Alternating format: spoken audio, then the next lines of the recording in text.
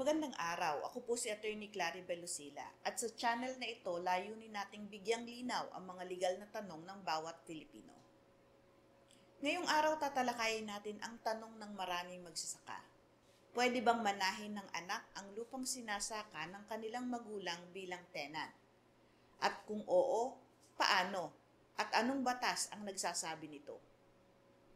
Ang tenant o leaseholder ay isang magsasakang nangungupahan o gumagamit ng lupa ng ibang tao upang magsaka, kapalit ng parte ng ani o lupa. Ayon sa Comprehensive Agrarian Reform Law, ang tenant ay may mga karapatan na protektado ng batas, lalo na kung sila ay actual tillers o talagang nagsasaka. Sa ilalim ng batas, hindi pag-aari ng tenant ang lupa, pero maaari siyang magkaroon ng security of tenure o karapatan na hindi basta-basta paalisin. Ang tanong, maaari bang manahin ang lupang sinasaka? Ang sagot po ay depende.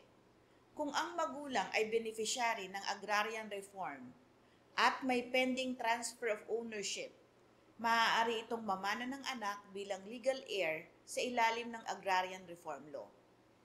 Pero kung tenant lang, hindi pag-aari ang lupa, hindi pwedeng mamana ang lupa mismo. Ang pwede lang manahin ay ang karapatan na magsaka o ituloy ang tenancy relationship.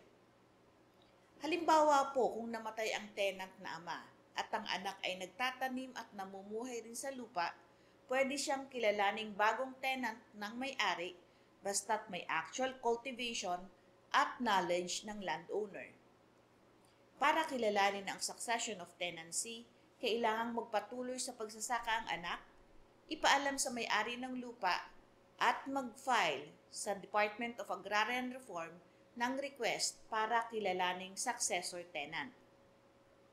May patunay na ang lupa ay dating pinagsasakahan ng yumaong magulang, ngunit kung hindi actual tiller ang anak o hindi siya tumira o magsaka sa lupa, maaaring hindi maipasa sa kanya ang karapatan bilang tenant.